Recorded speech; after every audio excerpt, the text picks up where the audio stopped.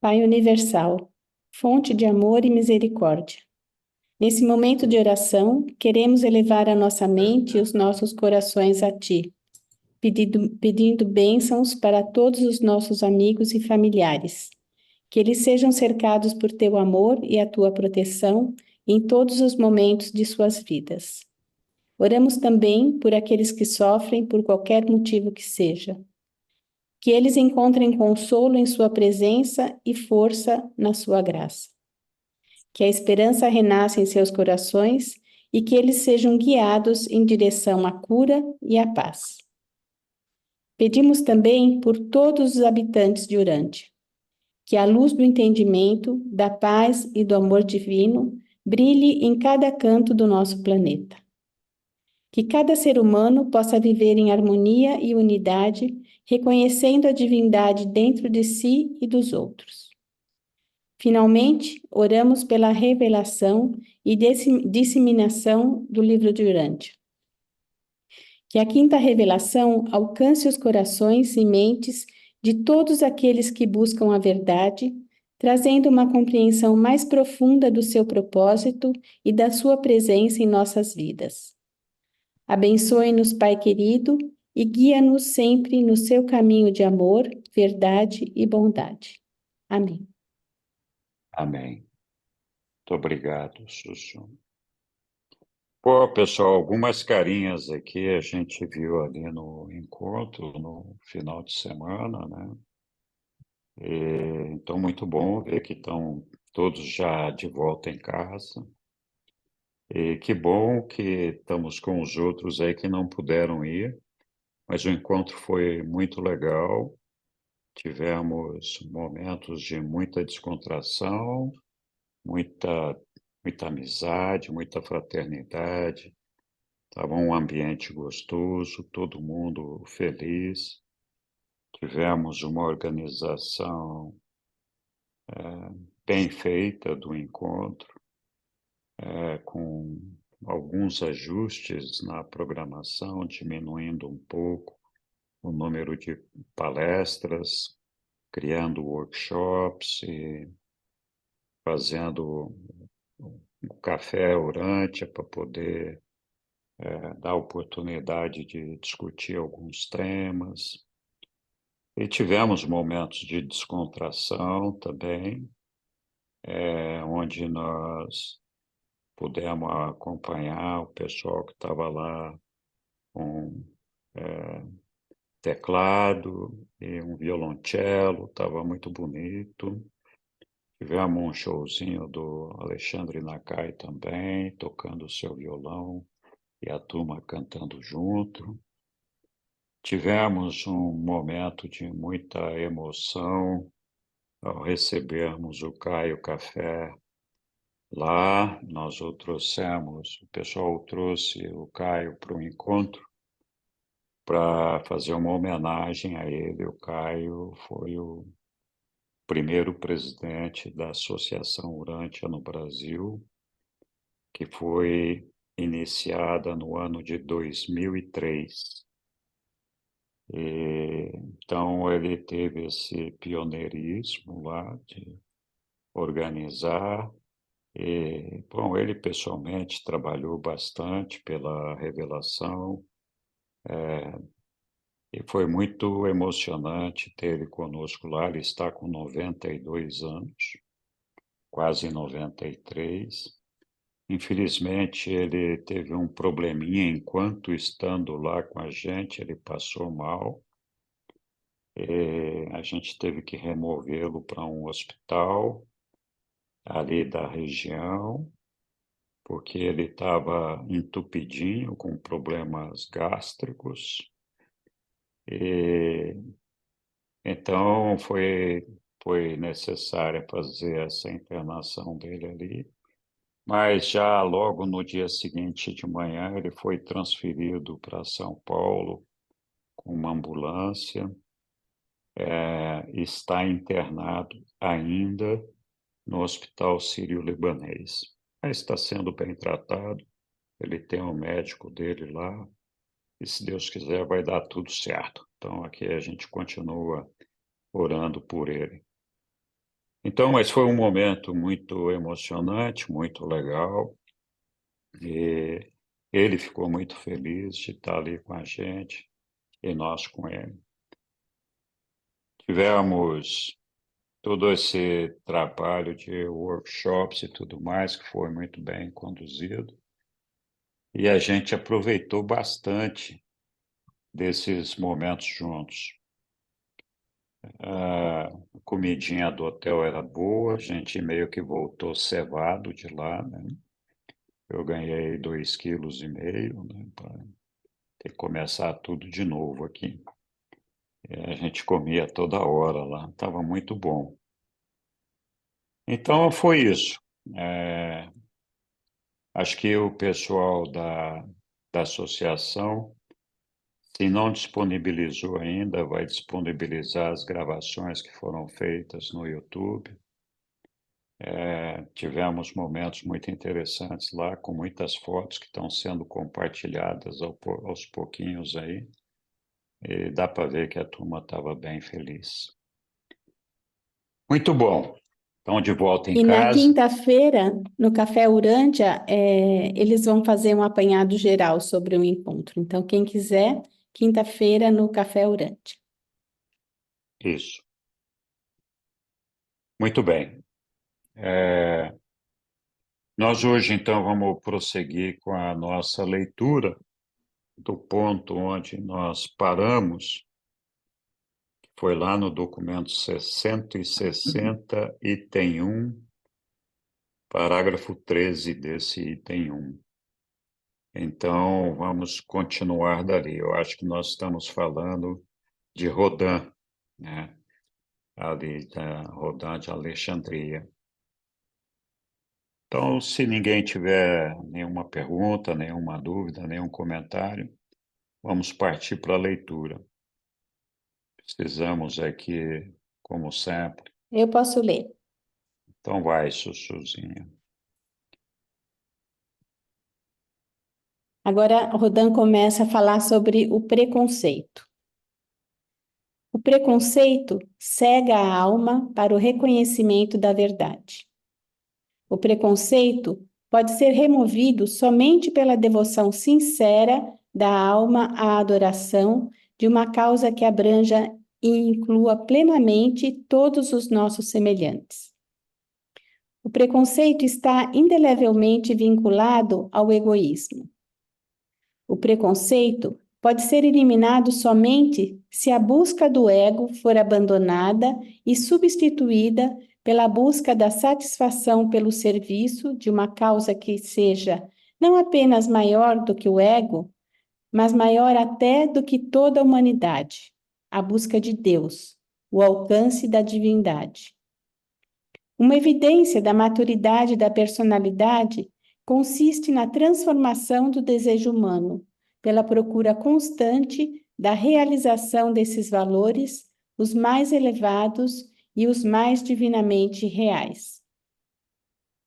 No mundo em mudança contínua, em meio a uma ordem social em evolução, torna-se impossível manter metas imutáveis e rígidas de destino.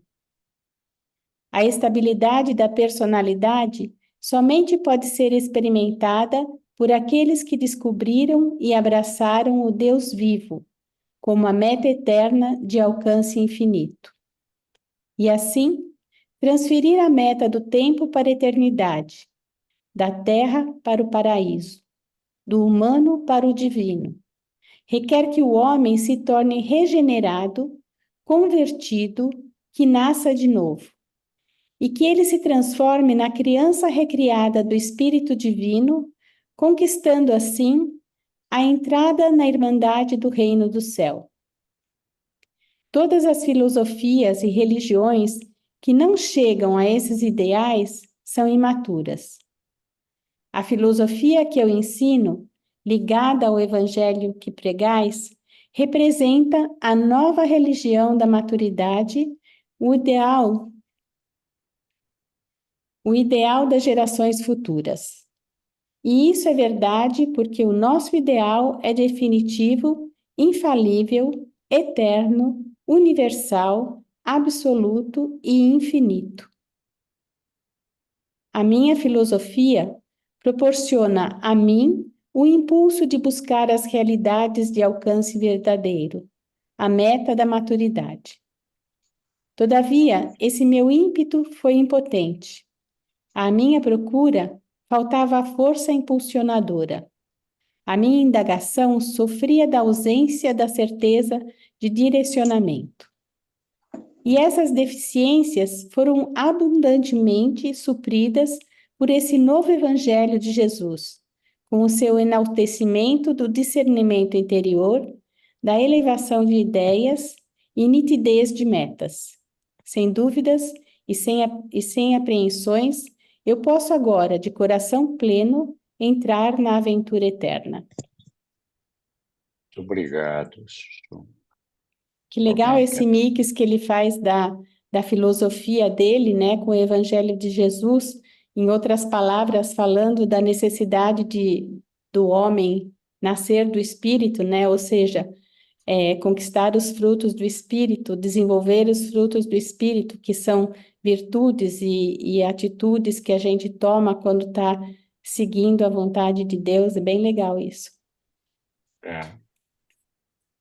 Na verdade, nós temos outras passagens no livro que falam da ciência, da religião, da filosofia e todas essas coisas. E, né, qual é o papel de cada um no desenvolvimento da sociedade, da civilização humana. E uma das coisas que eles falam sobre a filosofia é que a filosofia é que tem o papel de construir a lógica daquilo que nós percebemos com a religião. Então, a filosofia é que constrói essa lógica que, de alguma forma, também nos ajuda a ter uma certeza maior daquilo que nós estamos falando. Isso não quer dizer que a filosofia está sempre certa, porque ela é construída a partir do pensamento humano, então, por isso mesmo, sujeita a erros, mas a ideia, o princípio é esse, que a filosofia seria uma expressão da lógica.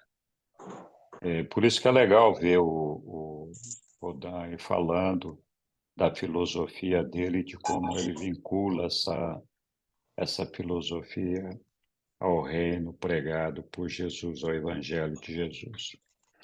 Lília, não vou te deixar esperando mais, vamos lá. Tudo bem, não tem problema.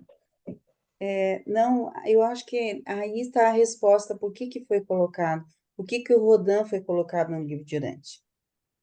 Porque ele entendeu como que a filosofia se agrega, vamos dizer assim, a verdadeira filosofia, porque é atrelada aos ensinamentos de Jesus.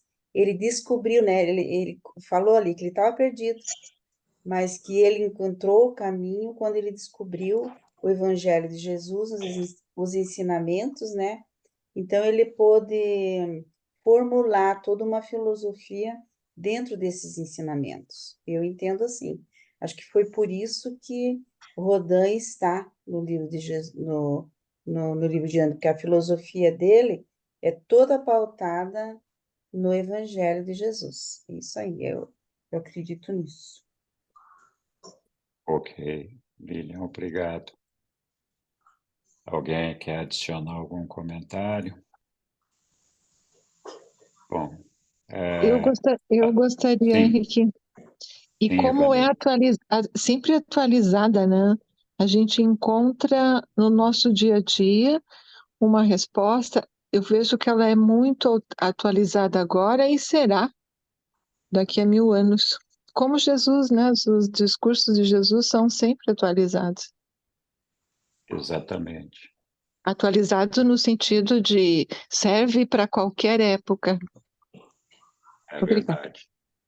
Imagina. Muito bom, Ivanil, bem lembrado. Oi, Bauman.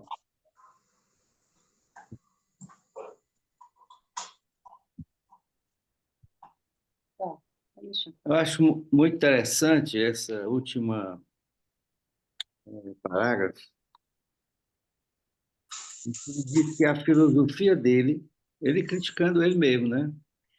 A filosofia dele proporcionava a ele um, uma, um impulso de buscar as realidades de alcance verdadeiro e meta da maturidade. Aí ele diz assim: todavia o meu ímpeto foi impotente. É impotente para ele, é impotente para qualquer um, porque a sua motivação pessoal, ainda na meu modo de compreender, de uma mente ainda material, embora provida de todas as boas intenções, ela não consegue construir a nova alma. A nova alma só pode ser construída se Deus construir dentro do indivíduo, né? O que nós temos que fazer é simplesmente, usando a nossa volição, uma mente colaborativa, aceitar essa orientação, né? Então ele vai dizendo aqui, né? Todo meu ímpeto foi impotente. A minha procura faltava a força impulsionadora. Quer dizer, não adiantava ele procurar. E eu acho que a gente ainda, isso aqui é uma coisa atualíssima, né? Que a gente É, fala como se fosse a gente que construi isso, né? Não, eu procuro o é. bem, eu procuro ter boas ações, mas essa motivação pessoal, ela não tem poder de sobrevivência. Só tem poder de sobrevivência a orientação que ele diz aqui, que vem do interior, que é exatamente a orientação do ajustador dentro dele, né? Uhum. Discernimento interior.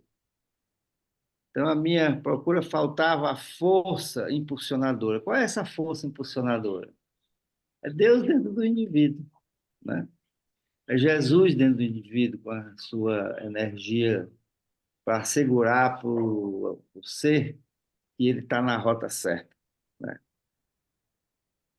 E essas deficiências foram abundantemente supridas por esse novo evangelho de Jesus, que é o novo ensinamento de Jesus, com o seu enaltecimento do discernimento interior. Quer dizer, Jesus enalteceu o discernimento interior, porque todas as questões, para o bem ou para o mal, e o ser humano a escolher, está no dentro do indivíduo.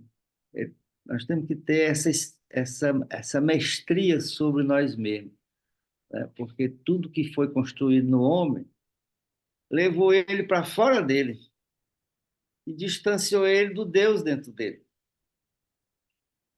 Então ele diz, com o seu enaltecimento, ele diz que esse novo Evangelho de Jesus, com o seu enaltecimento do discernimento anterior, da elevação dos ideais, a nitidez das metas, sem dúvidas e sem apreensões, eu posso agora, de coração pleno, entrar na aventura eterna.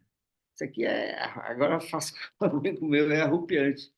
Isso aqui é uma coisa fantástica, esse trechozinho aqui do. E o que eu também louvo aqui é a inteligência desse homem. Esse Rodin era inteligente demais, né? Porque ele tinha uma bagagem intelectual certamente fantástica, né? Uma filosofia que ele cultivou durante tantos anos, mas quando ele entrou em contato com esse conhecimento, ele passou logo por, já entendeu, já absorveu, já tratou de dizer aqui, confessa a falha e coloca para nós hoje a solução, né? E o resultado dessa solução, né? Que é participar dessa aventura eterna. É o que nós estamos destinados a fazer, né? É só seguir essa estrofezinha aqui. Essa estrofezinha aqui salva o indivíduo, se for compreendido na profundidade que o Rodin falou. Era isso. Obrigado. Muito bem lembrado, Bauman, essa questão aí. Só para recapitular aqui, a filosofia tem uma lógica. Mas essa lógica só te leva à verdade se as verdades eternas estiverem no nosso coração, na nossa mente, ou seja, a gente tiver uma religião. E por isso que ele diz que o Evangelho de Jesus derrubou aquela impotência que ele estava sentindo, porque a lógica, a filosofia, para ele estava lá, mas ele não conseguia alcançar Deus, porque só a filosofia não faz isso, é preciso da fé e é preciso da revelação. Então, você lembrou muito bem esse ponto, Balma. Muito obrigado. Foi muito legal você levantar essa questão. Oi, Yara, diga lá. Primeiro, eu quero dar boa noite para vocês e para dizer que eu senti muita vontade de estar com vocês lá no evento. Ainda não, Passou vontade porque quis, devia ter ido lá. eu devia mesmo, eu fiquei pensando, poxa vida, eu devia ter ido, porque eu ia encontrar com eles. Grupo de Curitiba, 90% presente, foi demais. E ainda jovens, né? Muito interessante. Não tem data Mas para o ano que vem, coloca na agenda. vou colocar mesmo, para o ano que vem, acredito que dê. Corpus Christi. É? Ah, Sim. vou agendar então. Então, gente, é para dizer só da minha ressonância, porque Henrique completou as palavras, né? Que é Balma, Isso, Antônio Palma. Que Balma trouxe, né? Fiquei assim, entusiasmada no espírito, ouvindo ele repetir o trecho do texto, né? Que diz dessa compreensão que a gente pode adquirir. Porque a filosofia nos leva a pensar, refletir, e a compreensão, ela vai um pouco além.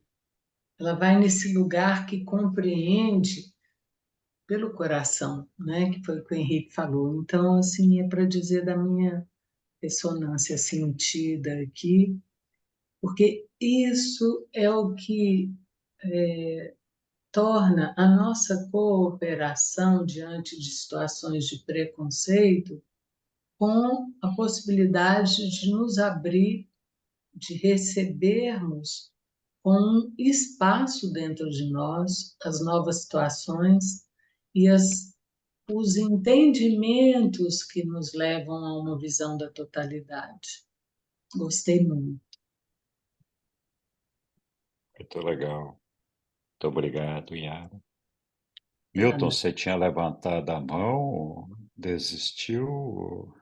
Na verdade, eu falei para você, eu sou um cético quando a gente fala em Rodin. Na verdade, eu li esse texto e eu continuo entendendo porque o livro, às vezes, ele dá a impressão que Rodin, naquela oportunidade, ele era um forasteiro. Ele tinha recebido alguns ensinos do mestre, mas ele nunca chegou a ser um discípulo, ele nunca chegou a ser um dos apóstolos. Então, tudo que ele recebeu do mestre foi em terceira pessoa, até porque a gente não se falava em escritos na época. Então, à medida que ele tinha conseguido captar a profundidade da palavra, da mensagem do mestre, da forma como é transcrita ali em terceira pessoa, e ele fala em personalidade, ele traz o texto, esses dois parágrafos, eles são de muita profundidade eles estão absolutamente assim de acordo com o que é trazido ao longo do livro, com muita profundidade. Então eu fico imaginando, à medida que Rodin fosse essa pessoa tão especial, e quando você compara Rodin, por exemplo, com os demais apóstolos, e eu reconheço que, na verdade, muito do valor dos apóstolos é em razão dessa diferença, né? Desse caráter heterogêneo dessa equipe toda, eu reconheço isso. Mas às vezes eu fico pensando por que que o mestre não mandou pelo menos meia dúzia daqueles passarem no RH e chamar o Rodin para ser full time ali um apóstolo, porque aparentemente enfim, uma grande perda não ter sido melhor aproveitado. Mas enfim, só a impressão que eu tive a respeito do texto. Muito legal, Milton. Mas na verdade, assim, os reveladores, eles nos falam que eles utilizaram na disseminação da verdade os pensamentos, a filosofia mais elevada que estava disponível aqui para nós, né? Eu imagino que Rodin era uma dessas filosofias. Ele não deixava de ser um filósofo competente. E que bom que ele adotou os ensinamentos do mestre de alguma forma. Então, legal, eu acho que é bacana isso. Oi, Balma.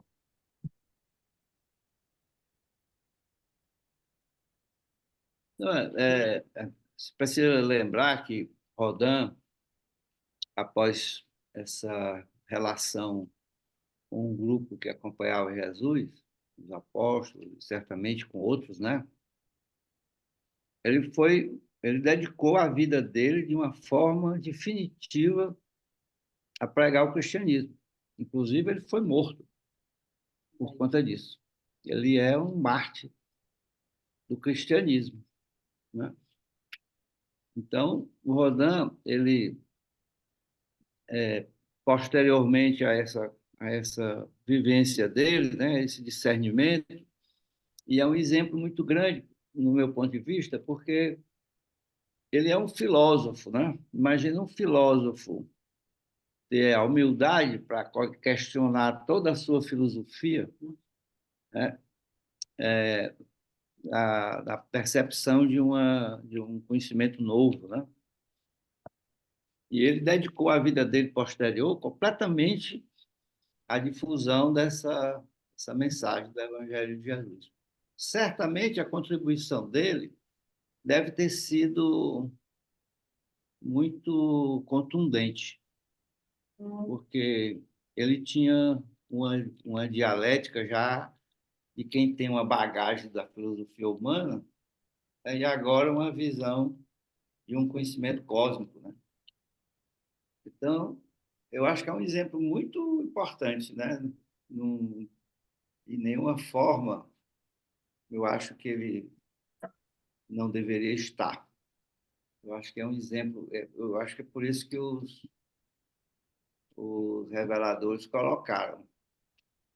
Embora ele não tivesse companhia direta, mas ele não teve durante essa fase. Depois, Jesus, na ressurreição, se manifestou para Rodin também. Então, Rodin foi um cristão assim muito forte, muito dedicado. Obrigado. Obrigado, Balma. Oi, Lilian. Não, o Obama já falou ali, né? Mas eu lembrei que Jesus apareceu para Rodin depois nas aparições dele, depois de ressuscitado, né? Ele apareceu para Rodin e para mais, aqui diz 80 outros crentes lá em Alexandria, para ver da importância, né, que tinha o Rodin. E ele foi um discípulo de Jesus mesmo, né? E levou esse evangelho para frente. E a impressão que dá é que ele assimilou muito aquilo que os discípulos, vamos dizer assim, deveriam fazer.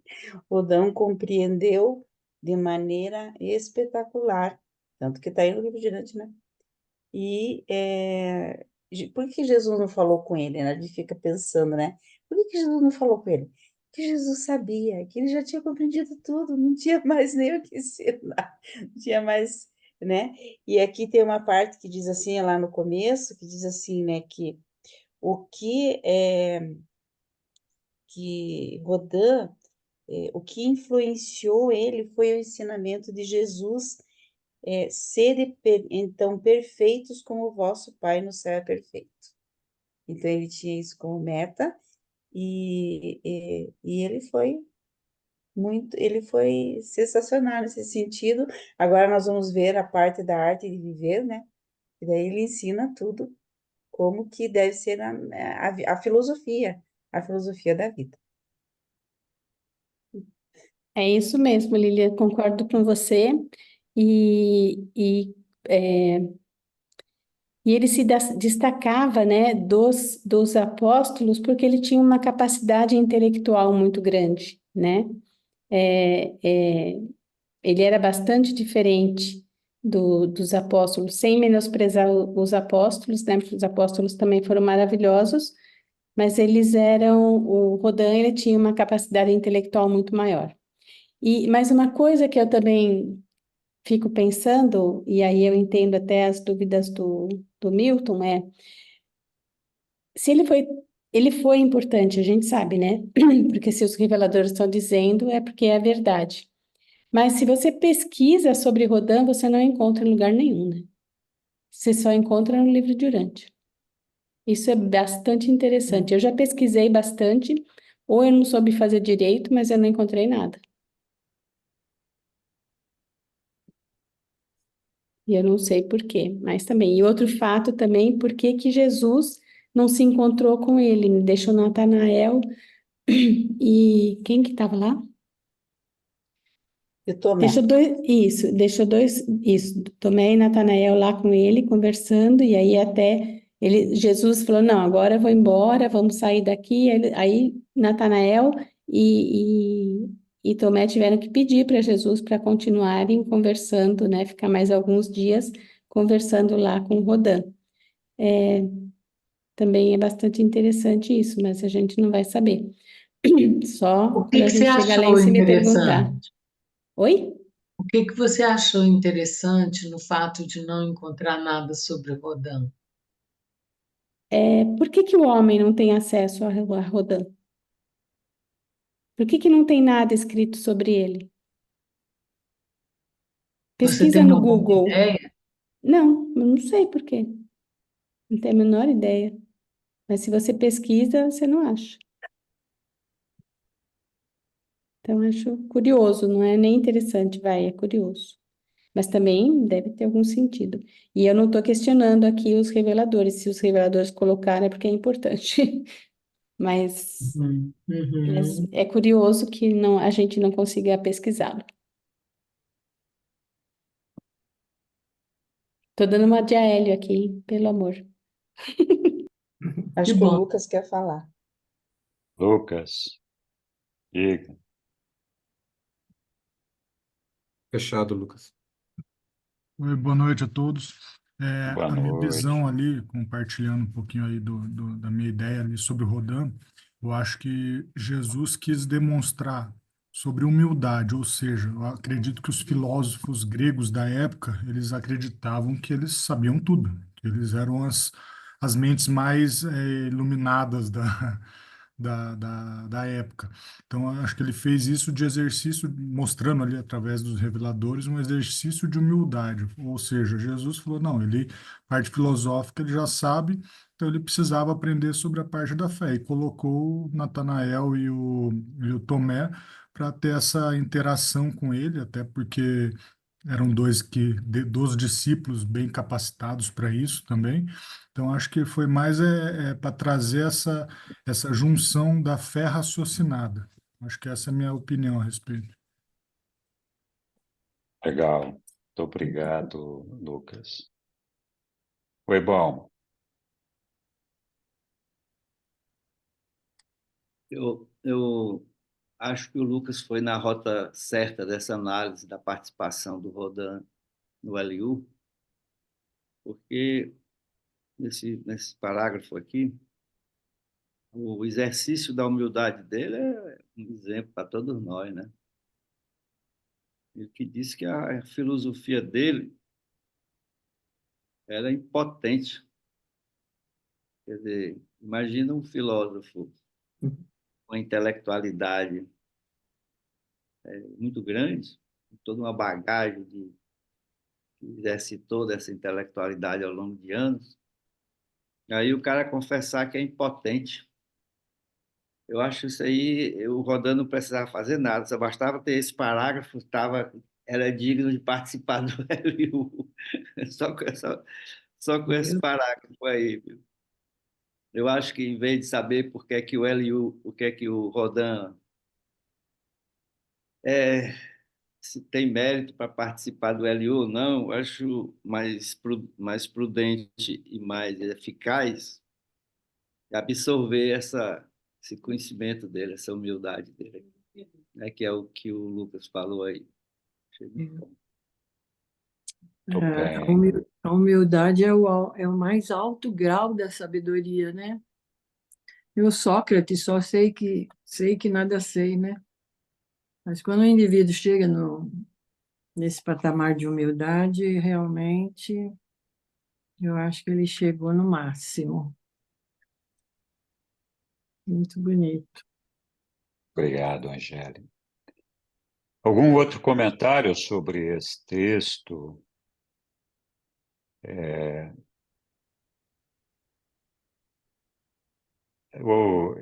Esse último parágrafo que nós lemos ali realmente chama bastante atenção, mas outro que chama atenção foi o primeiro que nós lemos, né?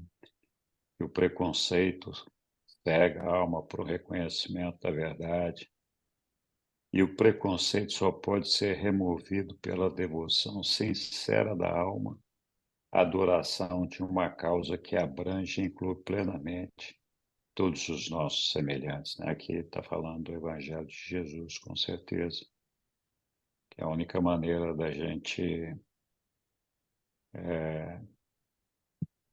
eliminar ou superar o preconceito, tendo uma visão maior da irmandade, da filiação do Pai e todo esse negócio. E a gente pode falar o que quiser, mas todos nós temos preconceitos. Um tem preconceito com a tatuagem do outro tem preconceito com o cabelo colorido, outro tem conceito porque a pessoa é homossexual, o outro tem porque é trans, o outro tem porque... Enfim, a gente tem todo tipo de preconceito. É claro, uns mais, uns menos, porque aparentemente a gente não tem uma afinidade espiritual com aquela pessoa, ou porque a gente realmente não alcançou a elevação necessária para entender a diversidade que Deus coloca à nossa frente, né? E claro, a nossa sobrevivência depende justamente da gente conseguir harmonizar dentro de nós e fazer os ajustamentos necessários para participar desse universo como ele é, aceitando a diversidade, aceitando as dificuldades que a gente tem. É complicado isso, eu sinto na minha pele mesmo. Como é difícil, às vezes, a gente superar alguns preconceitos, né? Então, é muito difícil mesmo. Só tendo uma elevação espiritual muito alta,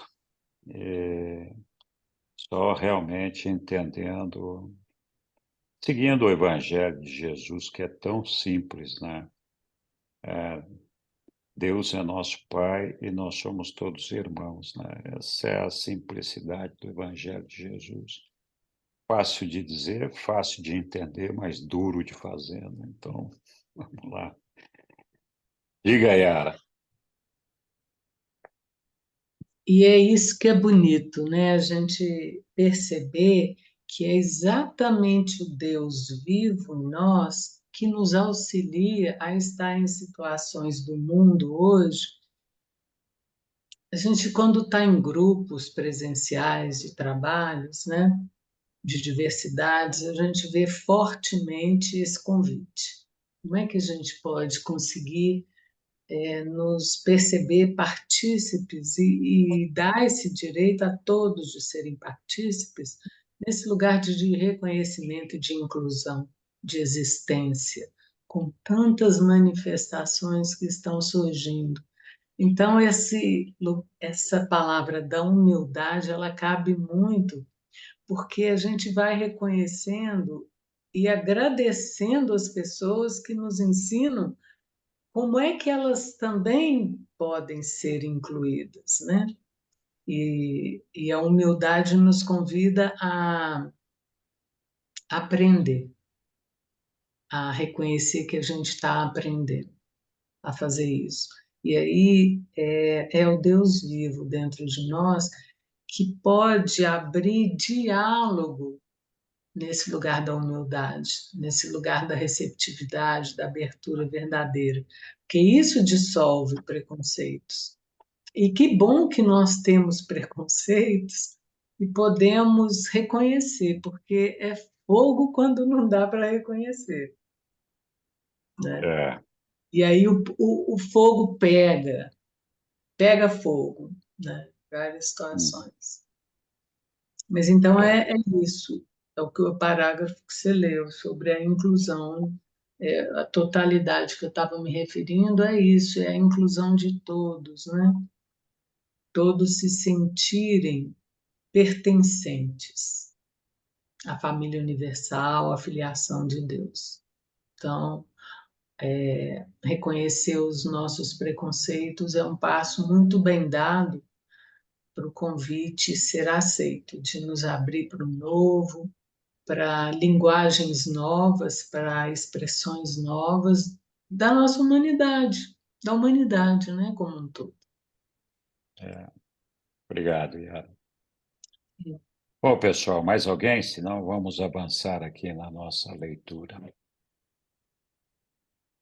Ok, obrigado a todos. Vamos lá. Vamos continuar, pois, agora, esse item 2, vamos falar da arte de viver segundo Rodin. Vamos lá. Quem vai nos ajudar? Vai continuar, Sussu? Ou vamos pegar mais? Vamos Vamos ver se receber alguém mais quer alguém? ler, senão eu leio, mas se alguém quiser ler, Eu, pode ler. eu posso ler. Obrigada. Então leia, Egli, Tá com a por mão favor. levantada, Muito Era. Achei que obrigado. você ler. Yara. Oi, Yara, você quer ler? Você estava com a mão levantada para ler? Não, eu estava com vontade de ler, mas eu leio mais na frente. A mão levantada foi esquecimento de abaixar. Ah, tá. Milton captou assim algo com Então, eu leio a metade e você lê o resto, tá bom? Assim a gente compartilha pedaço. A arte de viver. Apenas duas maneiras há por meio das quais os mortais podem viver juntos: a maneira material ou animal e a maneira espiritual ou humana. Pelo uso de sinais e sons, os animais são capazes de comunicarem-se uns com os outros de modo limitado. Mas tais formas de comunicação não transmitem significados, valores ou ideias.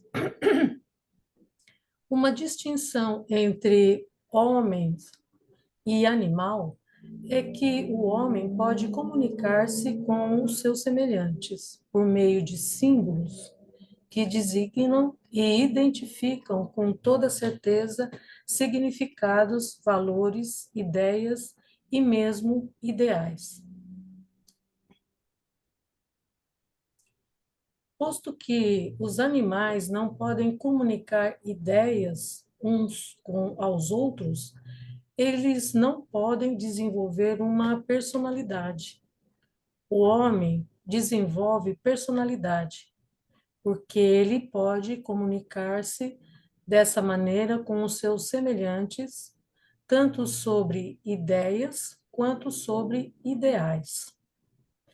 E essa habilidade de comunicar e compartilhar significados, que constitui a cultura humana e que capacita o homem, por meio de agrupamentos sociais, a construir civilizações.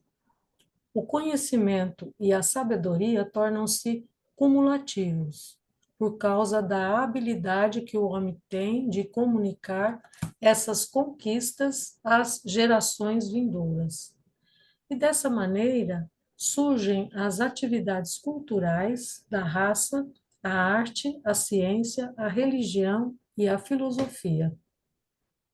Obrigado, Egli. Vamos lá, pessoal.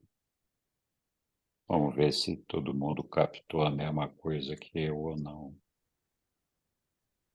Haha, agora eu deixei todo mundo com medo de falar.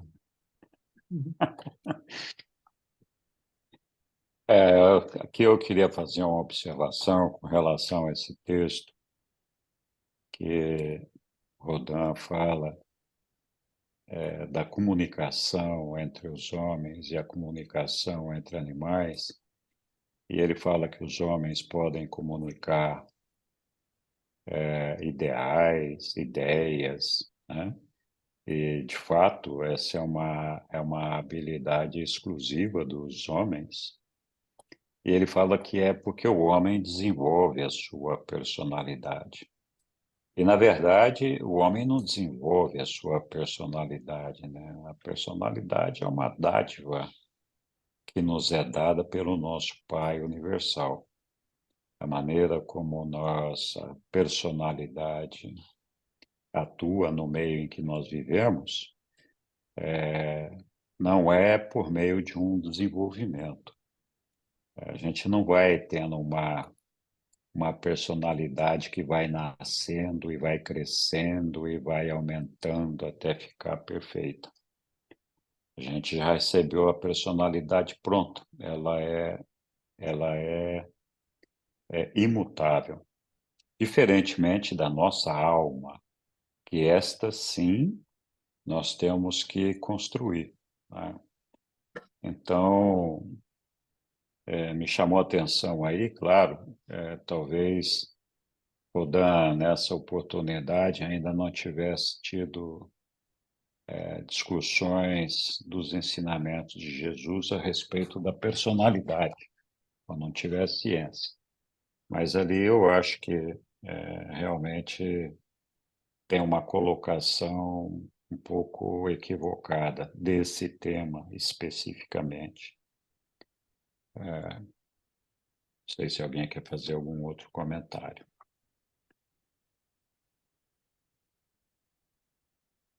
Tudo Eu bem. fico pensando, Sim, Henrique, sim.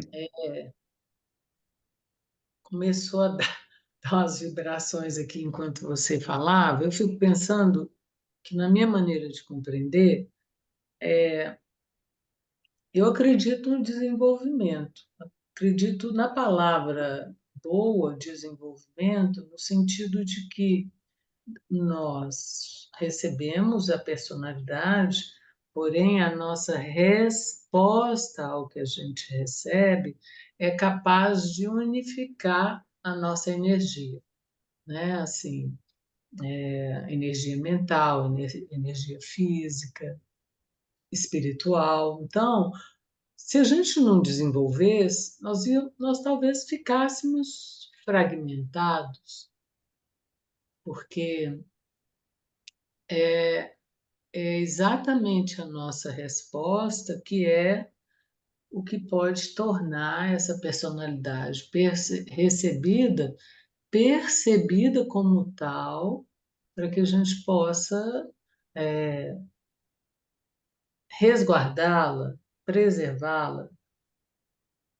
Eu compreendo dessa forma. É,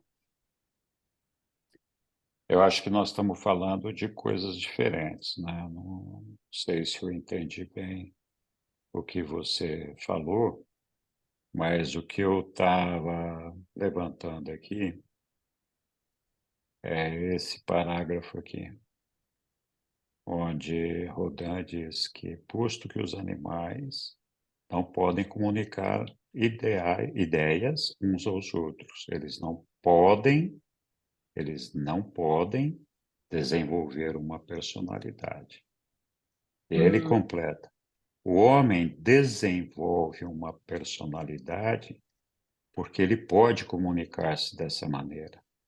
Ok. Então, não é assim, a gente não constrói personalidade, A personalidade é um dos elementos do nosso ser, assim Sim. como é o nosso corpo físico, assim como é a nossa mente, assim como é o espírito.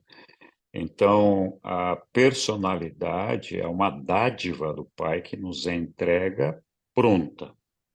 Ela tem a tarefa de chegar até o paraíso, mas, embora ela seja a protagonista da história, é missão do indivíduo, da identidade que somos cada um de nós, propiciar a essa personalidade construir isso. O livre-arbítrio nosso, ele pertence à personalidade. Ele é a Sim. personalidade quem decide e aciona a mente para exercer essa decisão.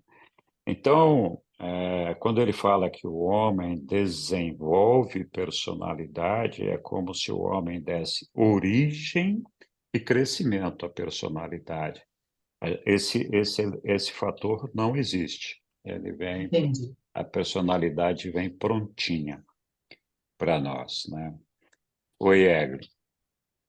Está me ocorrendo, realmente, o conceito de personalidade vem, né, inteiro, né? A gente não vai desenvolvendo. Eu fiquei pensando se não uma frase ou uma palavra relacionado com a tradução, né? Que às vezes foi aí sem querer, se não tem a ver com a tradução, porque realmente não tá É. certo assim esse termo. Olha, mas a verdade é que tem algumas coisas que Rodin falou que foram corrigidas pelos apóstolos depois. Aqui estamos no discurso dele. É verdade. Eu não me lembro agora se esse é um dos pontos que eventualmente tenha sido objeto de alguma nota mais adiante. Mas aqui nós estamos vendo o que Rodin falou. É Depois verdade. tem o que os discípulos, os apóstolos, complementaram ou corrigiram, não sei se corrigir é a palavra certa, alertaram a ele, talvez, que aquele pensamento não fosse o melhor. Mas vamos lá, diga lá, Roberto. Eu até queria completar mais um detalhe que me chamou a Sim, atenção completa. antes é sobre a habilidade, né, da comunicação que diferencia os animais dos seres humanos, né? E, Uhum, e essa autoconsciência que também nós temos, os animais não têm, a respeito de si mesmo, né? De, uhum. de ter, assim, um acúmulo de conhecimento, de sabedoria, que vai diferenciando nós dos animais. Eu achei bem interessante, assim, que tem a ver também a comunicação consigo mesmo e com o outro, né? Porque a Uhum. comunicação interna que podemos fazer conosco mesmo, através de autoconhecimento, de se perceber a si mesmo, que os animais não fazem, apesar de eles terem as suas próprias comunicações, né, os animais. É isso, Então, isso eu isso achei mesmo. interessante também. É isso mesmo. É, Isso não acontece com os animais justamente porque eles não estão dotados com uma personalidade. Essa característica de interatividade, compartilhando ideias, ideais, planejando o futuro, falando de Deus, adorando a Deus, amando a Deus, todas essas coisas é uma característica do homem que recebeu a personalidade do nosso Pai, e, claro, também guiado pelo ajustador do pensamento. Mas sem a personalidade, não seria possível a gente fazer absolutamente nada. A gente seria meros animais mesmo, né? Não teria diferença nenhuma de um gato, cachorro, papagaio, periquito, tudo a mesma coisa. Então, eu acho que esse é o ponto. Muito bem lembrado aí, Evelyn. Oi, Roberto. Diga lá, meu querido.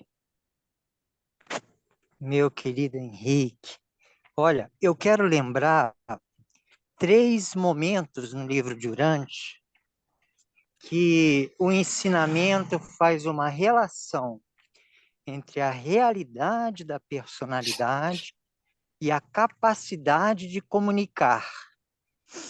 Uma é esse texto que a gente acabou de ler de Rodin.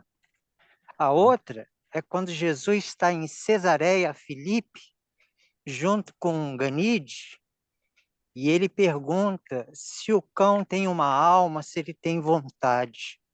E Jesus vai dizendo que o ser humano tem uma mente reflexiva, que é capaz de observar a própria mente, que é capaz de autoconsciência, como a Egli lembrou, e que isso que permite ao ser humano desenvolver uma fala e experimentar a sobrevivência da personalidade.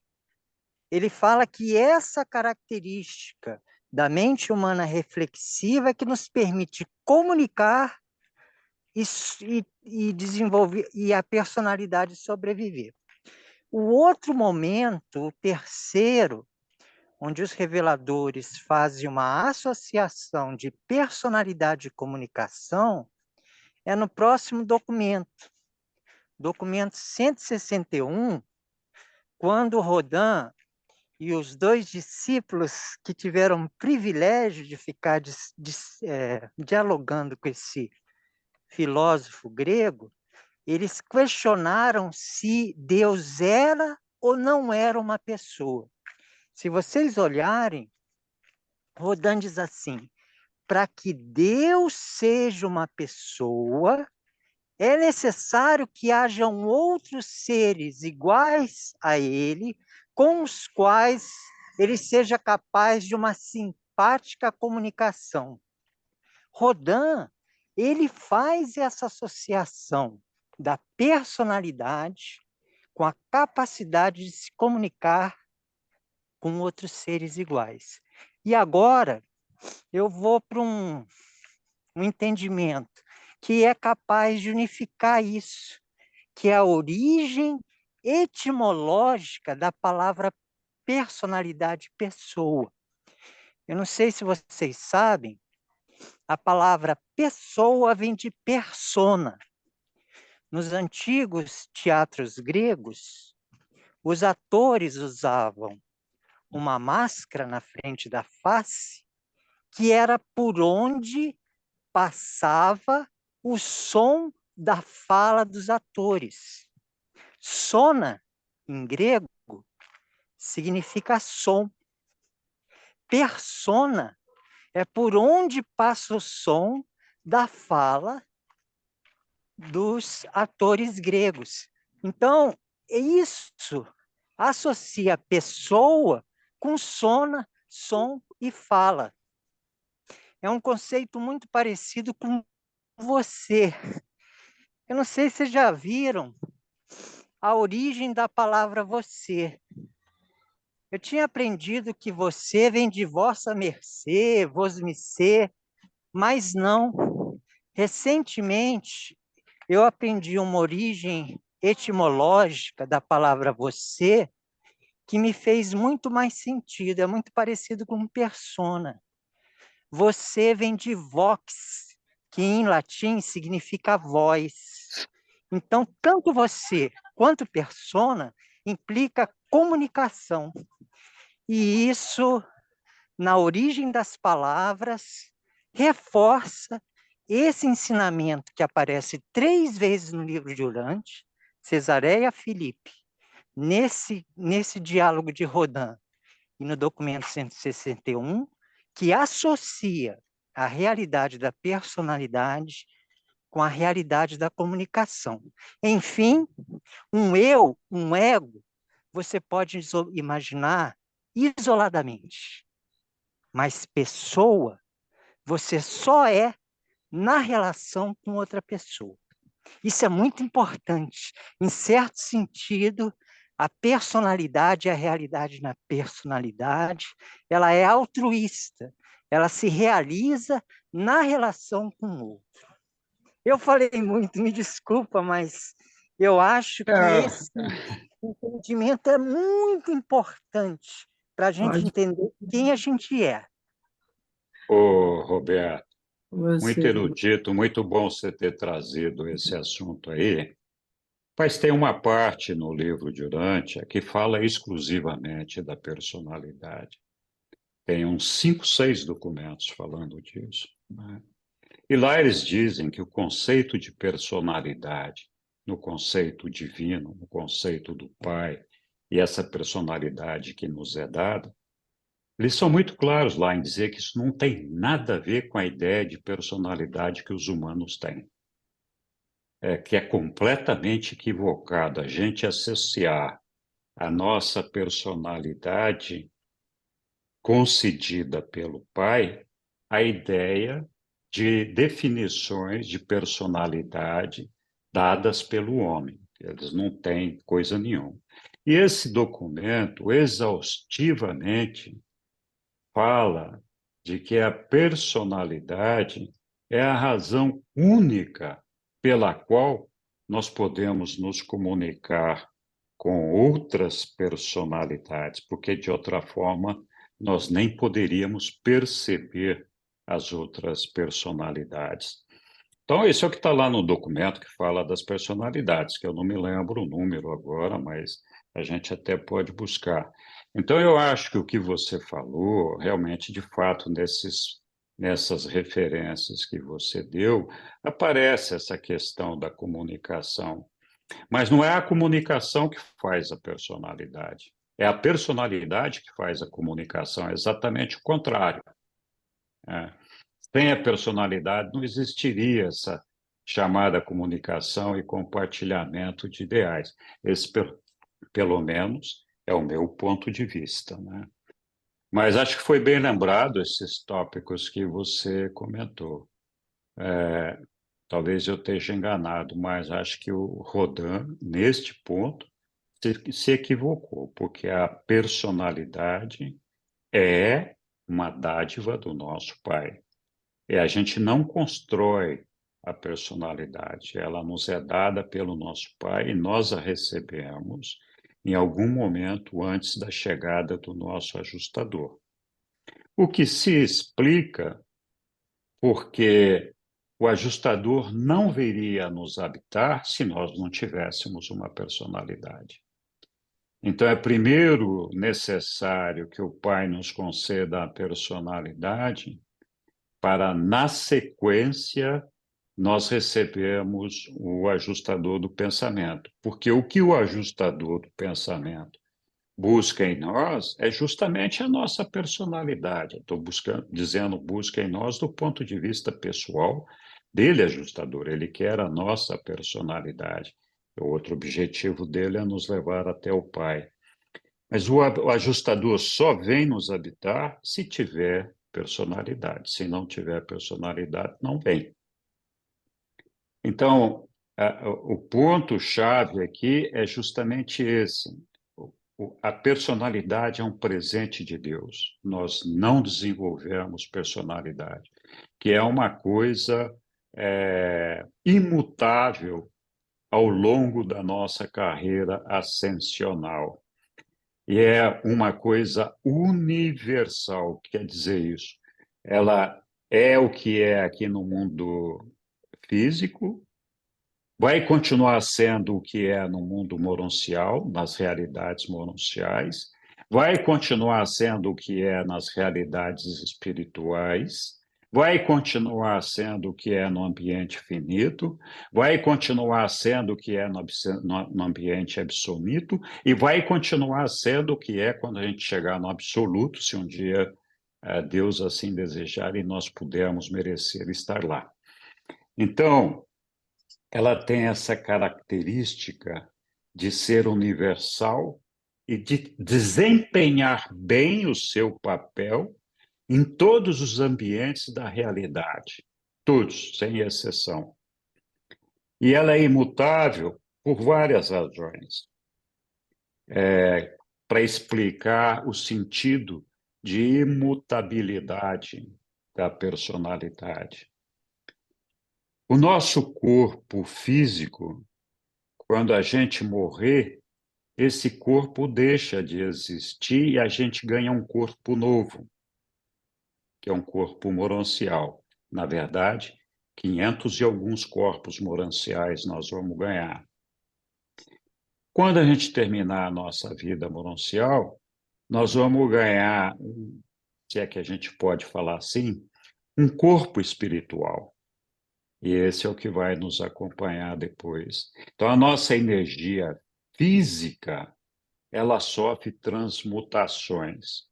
A nossa mente, ela inicia conosco, está alojada e funciona em um cérebro material.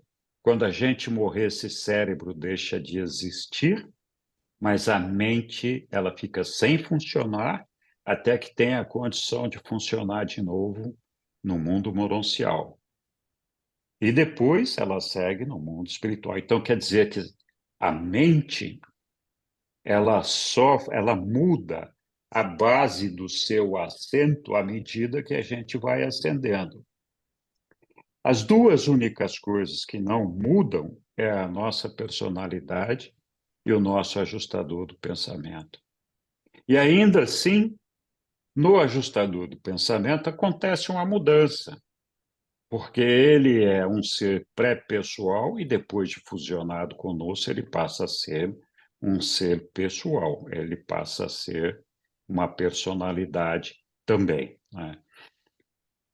A personalidade não muda, é o que está aqui hoje, vai ser daqui a 300 trilhões de anos, se um dia a gente chegar lá no ambiente absoluto, né? Muito bem. Isso posto, vou voltar aqui para. Eu acho importante esclarecer isso, porque a questão da personalidade é extremamente importante, é a protagonista da nossa história. E alguém pode achar, não, mas eu tenho que desenvolver minha personalidade. Você não tem que desenvolver, ela já veio pronta, está aí para você. Você só tem que fazer um bom uso dela para poder chegar no destino final, lá no nosso Pai. Diga lá, Angélica, por favor. Eu acho que você e o Roberto responderam as minhas dúvidas, mas eu vou colocar qual a dúvida que eu tinha. Sim. Então, você disse que nós recebemos a personalidade de Deus, né? E que ela vem Uhum. prontinha. Mas Isso. aí vocês depois explicaram e eu entendi. Mas a minha dúvida era, mas se ela vem prontinha, por que que ela tem que ter um ajustador? Por que que ela tem o livre-arbítrio, se ela já está prontinha? Então, mas eu agora já entendi. E quando você falou que a personalidade que faz a comunicação, aí para mim concluiu aquilo que eu queria saber.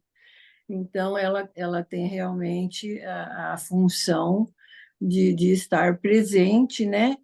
E perceber as jogadas todas, né, nossas, e nos orientar também, porque É. se ela vem acompanhada do ajustador, ela vem para nos ajudar a encontrarmos o caminho. Mas então, as duas explicações de vocês realmente concluiu aquilo que eu queria saber. O nosso ser é uma composição de basicamente 4 elementos. Nós temos uma personalidade, e essa personalidade, para ela funcionar, ela precisa de outros 3 elementos. Quando eu falo para ela funcionar, é para que ela possa avançar na sua carreira progressiva, que é o objetivo dela, que é voltar para o nosso Pai, chegar lá no paraíso. O que que ela precisa? Ela precisa de uma energia física, que no nosso caso aqui é esse corpo, mais tarde vai ser o corpo moroncial e mais tarde um corpo espiritual. Ela não vai chegar no paraíso se ela não tiver uma energia física. Ela também não vai chegar no paraíso se ela não tiver uma energia mental. A energia mental está associada à nossa identidade, ao indivíduo. Então, a identidade, o indivíduo, é quem conquista o aprendizado. É o elemento intermediário que conquista o aprendizado. E é esse elemento que faz com que a personalidade possa se manifestar e perceber os outros. Então, se a gente não tiver mente, não tiver identidade, a personalidade sozinha não percebe os demais. Mas os animais têm mente e eles não têm essa capacidade de comunicação que nós temos, que é de compartilhar futuros, ideais, adoração a Deus, essas coisas todas, justamente porque eles não têm personalidade. Então, é uma comunicação expressa com a ajuda da mente e os sentidos físicos, mas desprovida de maiores significados e valores, porque eles não são capazes de discutir o futuro, discutir Deus, etc., nem compartilhar ideais. Eles não falam, teve um problema lá no Rio Grande do Sul, vamos fazer uma vaquinha aqui para mandar roupa lá para os caras. Isso só um ser humano pode fazer. Os animais não conseguem ter essa diligência, né? Então, e a diferença brutal é justamente a existência da personalidade. Se os animais tivessem personalidade, eles poderiam ter a oportunidade de, eventualmente, até ter uma comunicação semelhante à que nós humanos temos. Que eu repito, não é porque nós somos humanos, é porque nós temos a personalidade que nos foi dada pelo nosso Pai, né? Então, essa aqui é a ideia. A personalidade tem como propósito unificar essas três energias que a compõem, que é a energia física, a energia mental e espiritual. Então, o trabalho da personalidade é fazer a unificação dessas energias nela mesma. Essa unificação significa, com a ajuda da mente, controlar a energia física. E a mente deve ser coordenada pelo espírito. Então, no fim das contas, o que nós estamos dizendo é que o propósito dessa unificação é que o espírito chegue a controlar a matéria por meio da mediação da mente, por uma coordenação feita pela personalidade. A personalidade é que tem esse papel, né? Muito bem. Não sei se eu compliquei ou se eu ajudei a Não, explicar. ajudou bastante. Vamos lá. Oi, Lilian. Oi. Então, eu fiquei pensando em Andon e Fonta, por causa da Hum, comunicação e da troca de ideias, né? Que o Rodin uhum, fala aqui. Então, Andon e Fonta, a um dado momento, eles conseguiram transcender o nível animal e passaram a um nível, vamos dizer, de ser humano. E acredito que também nós sabemos que foi através da recepção ou desenvolvimento, não sei, do, do espírito o sexto e o sétimo, né, da sabedoria e da adoração. E essa sabedoria pode ser que implique também uma comunicação mais eficaz, uma comunicação de ideias, né, que ele fala aqui de valores. Então, eles já tinham, acho que uma outra, olha, por exemplo, vamos nos separar desses animais e vamos construir a nossa própria, né, nossa própria vida, não sei, desenvolver ou depois que conseguiram descobrir como o fogo e tal, tiveram ideias, né, por exemplo, de transformar aqueles gravetos e tal, e os dois juntos conseguiram ali fazer o fogo. Quer dizer, eles tinham já, não como os animais, que sempre são os mesmos, não trocam ideias, acho que nem se reconhece direito, né? Ou se reconhece mais por instinto. Então, ali, quando a minha pergunta eles receberam a personalidade no momento em que eles tiveram ou a chegada do espírito da adoração? Quando surgiu o Andam e Fonta, que foi um resultado de uma elevação biológica, o cérebro deles era inclusive um pouco diferente do cérebro dos ancestrais deles. E o livro deixa isso muito claro. O que a gente percebe estudando a história de Andam e Fonta é uma coisa que é uma característica que existe em várias passagens do livro de Urântia, que para mim denota a interferência do dedo de Deus. Então, é o subitamente.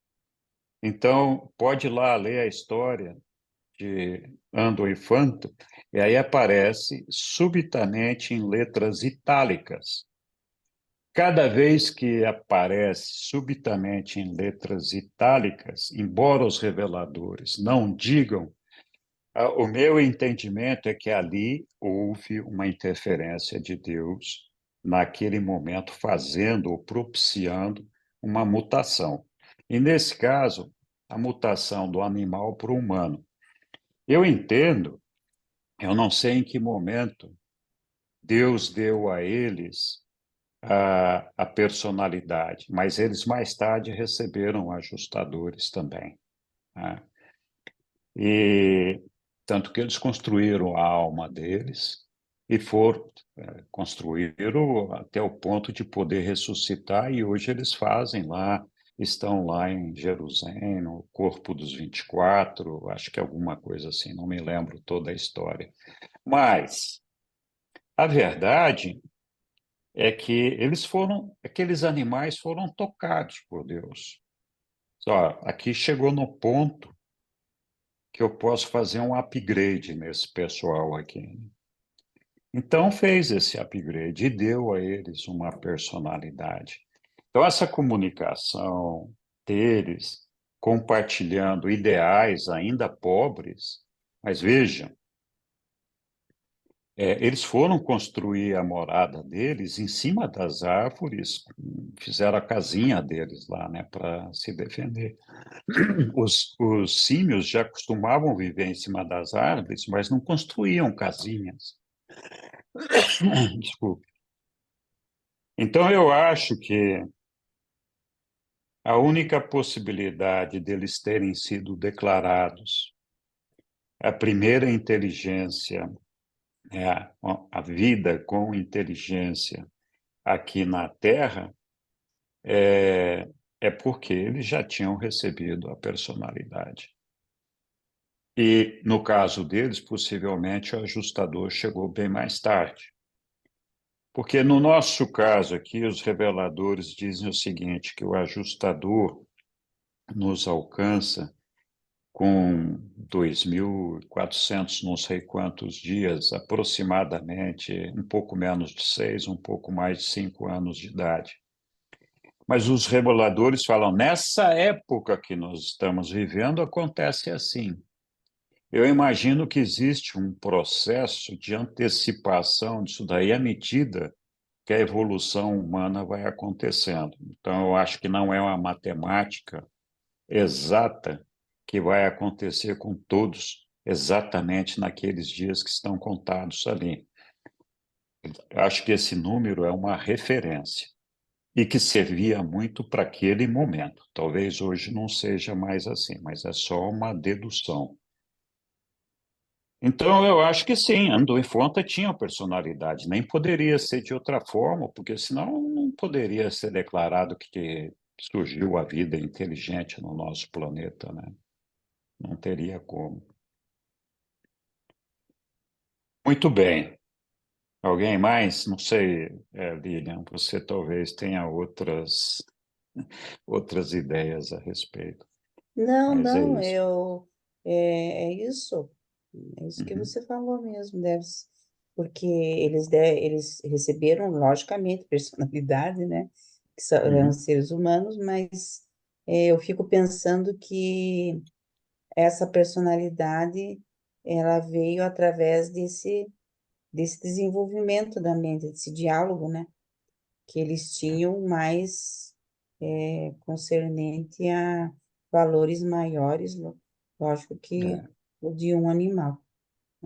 Os espíritos ou circuitos ajudantes da mente, eles estão mais ligados ao nosso desenvolvimento espiritual e à nossa elevação espiritual para receber o ajustador. Mas eles não são indispensáveis ou necessários para que a gente receba a nossa personalidade. Até porque o espírito de adoração Adoração. e de sabedoria, eles chegam quando a gente já está numa idade talvez superior aos 5 anos, né? Não sei. A gente, Sim. quando nasce, não nasce com esse circuito da adoração, né? O circuito da sabedoria. Aham. Existe muita discussão, muita polêmica sobre o momento que a A personalidade idade nos chega, né? alcança, nos é dada. Então, tem gente que acha que é pouquinho antes da chegada do ajustador, tem gente que acha que é quando a pessoa nasce. Eu, particularmente, tenho uma visão diferente. Eu acho que é no momento da concepção, o pai já nos dá uma personalidade. Aham. Aí fala, não, mas tem que estar completa a energia mental, não sei o que, não sei o que mais. Sim, mas a gente ainda não existe aqui, estamos acontecendo, né? Mas lá na infinitude do nosso Pai, nós já somos uma realidade, já Já somos, é. acontecemos.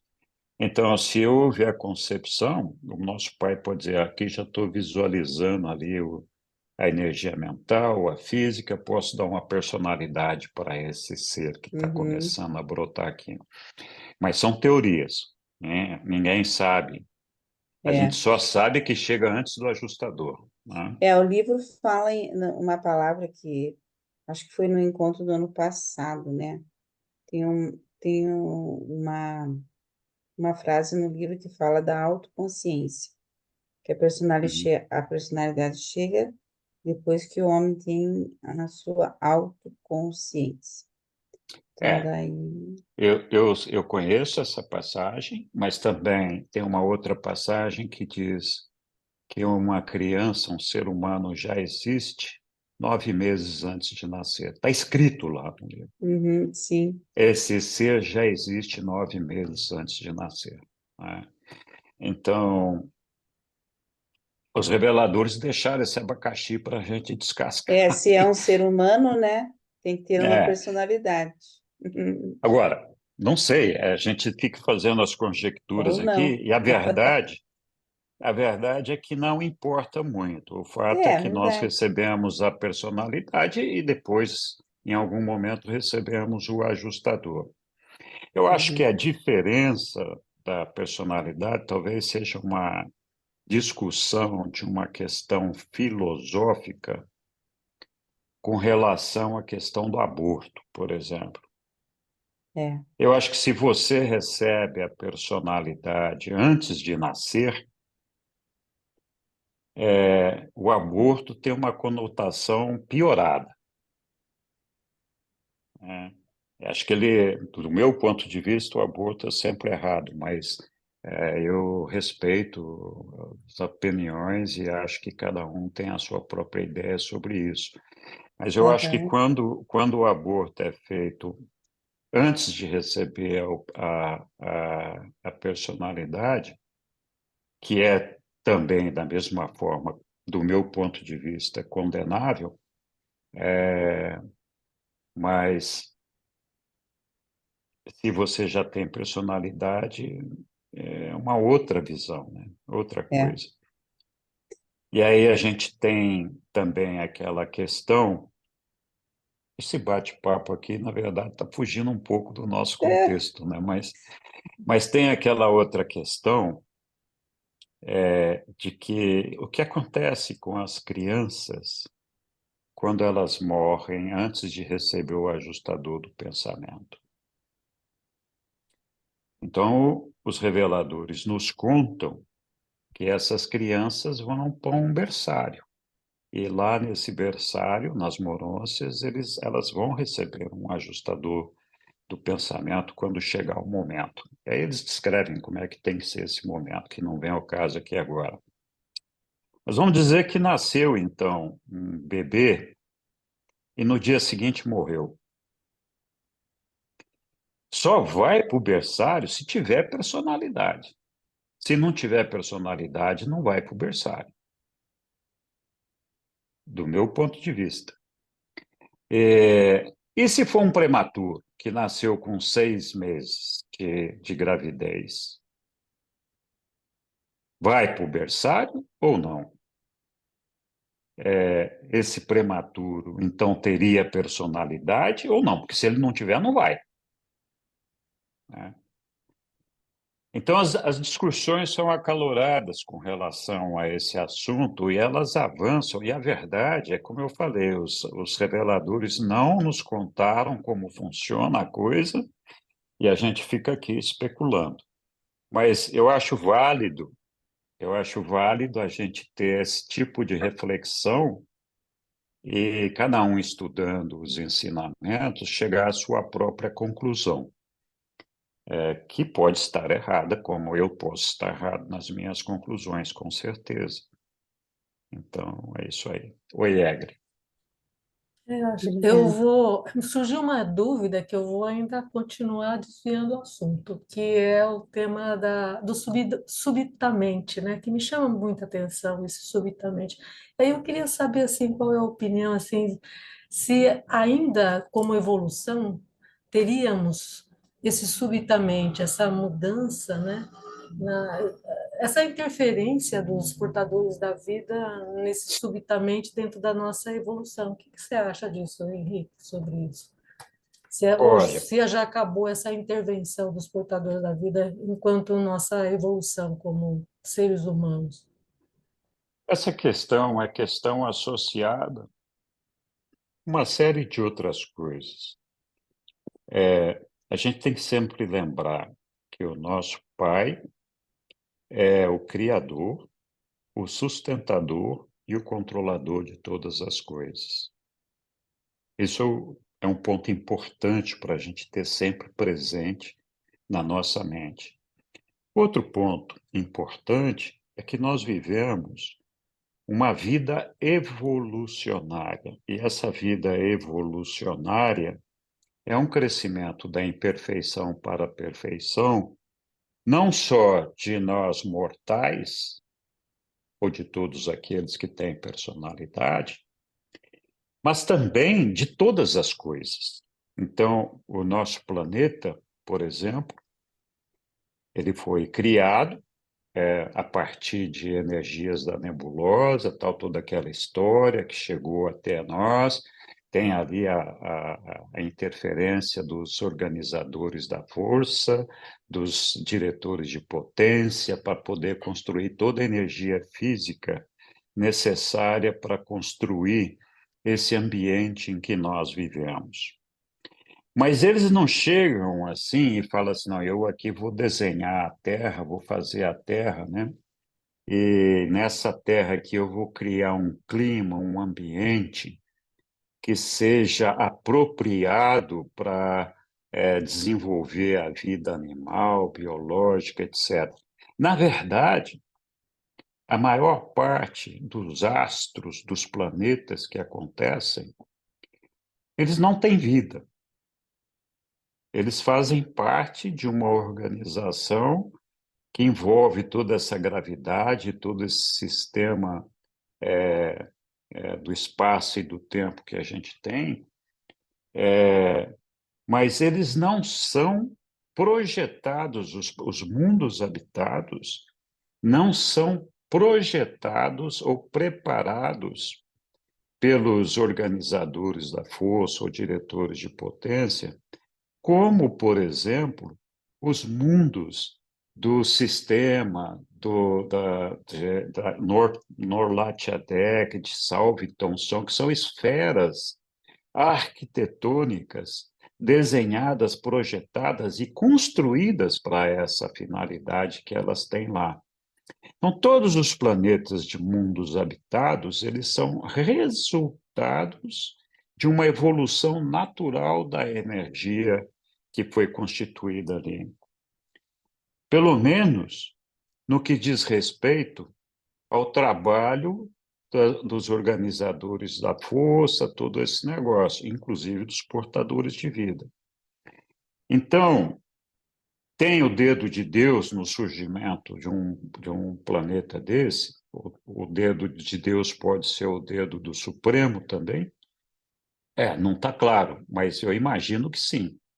Mas eles permitem que as coisas evoluam de uma forma quase que natural. Então, quando o Pai funciona como criador, ele criou lá, gerou aquela energia, mas não significa que ele veio e falou, agora vai surgir o planeta Terra, né? O planeta Terra foi se formando e foi crescendo, se constituindo, absorvendo massa, até chegar no que é, né? Então, essa é a Urântia. E quando chegou nesse ambiente, nessa atmosfera, com água e tudo que nós tínhamos aqui, os portadores de vida, que já estavam aqui nos visitando, falaram: opa, agora nós podemos trazer a vida para cá. Então, a vida tem essa evolução natural também. Começa lá com uma bactéria, um fungo, ou sei lá que coisa que eles põem lá, um micro-organismo, e que vai evoluindo, né? Evolui primeiro para uma fase vegetal, depois evolui para uma fase animal. Essas mudanças e essas mutações vão acontecendo. Aparentemente, um processo de desenvolvimento puramente natural e muitas vezes fortuito, mas estou falando aparentemente, porque quem garante que o nosso pai, ou o nosso Micael, ou a ministra divina não vai lá e falar, não, dá uma tocadinha assim e mudou um pouco o negócio, né? Então, quando surge o primeiro ser humano, e não foi, não só nessas circunstâncias, a gente lendo a história de Urântia e outros documentos, a gente com frequência vê aparecer ali no texto, subitamente, escrito em itálico, aconteceu isso. Então, subitamente, para mim, é assim, Deus foi lá, bateu a varinha mágica ali, mudou o negócio, né? Aqui, então, mas isso só acontece quando uma determinada evolução alcançou um nível que permitiria essa interferência. É claro que o pai poderia criar as coisas do jeito que ele quisesse sempre, mas eu acho que ele espera pacientemente até que aquela evolução alcance um ponto de transição onde ele interfere e fala, agora eu vou permitir a transição, e faz ela acontecer, né? Então, isso tem vários textos no livro de Urântia que falam desse subitamente aí. Então, a teoria da evolução é certa, mas ela não descarta a teoria da criação, elas são combinadas. As coisas funcionam mais ou menos em paralelo, eu acho, né? Então, desculpe me alongar um pouquinho aí, mas... Oi, Balma. A Ele gente até já vê, desistiu. a gente vê bem nos textos, né? Quando ele Uhum. põe o subitamente, que ele põe em itálico, né? Eu interpretei como sendo que os portadores de vida, eles têm muita experiência, muitos exemplos no cosmos onde eles trabalharam ou onde eles dividiram informações com outros portadores de vida. Aí chega um momento que eles dão um salto, né? Ele vem no desenvolvimento, no crescimento, digamos, linear da mente, e depois eles dão um salto. Eu não me lembro bem se essa palavra subitamente aparece quando surgiu os homens, as cores, né, que tem as raças, diferentes raças humanas. Apareceu de uma família só, né? Uma família só apareceu todas as raças. Também foi subitamente. Também foi subitamente. Então, na verdade, eu acho que os portadores de vida tinham essa experiência, né? Eles tinham essa como que um plano, né, já concebido para ou foram Sim, incorporando essas mudanças ao longo do desenvolvimento. Mas eu acho que é, é por aí, é a experiência dos próprios portadores de vida. pode ser. A gente só tem que lembrar que os portadores de vida são instrumentos do nosso Pai, guiados por Ele. Se a gente falar do nosso Pai, então tudo vai ser É, quando eu jeito. falo a interferência de Deus, é a interferência do divino na evolução, né? Falando, não, aqui eu vou mexer, A né? própria Pum. evolução é fruto do plano dele, né?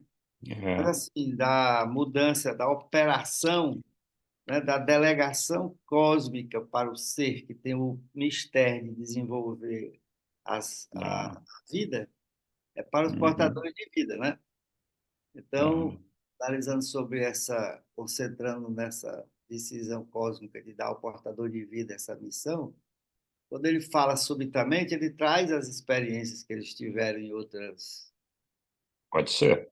né? Eu interpretei O assim, fato é que cada vez que aparece subitamente, tem uma mutação tem uma naquele novidade processo. mestre. É verdade. Sempre, subitamente, tem uma mutação ali. Então, essa mutação, não sei se é um processo natural ou deliberadamente provocado.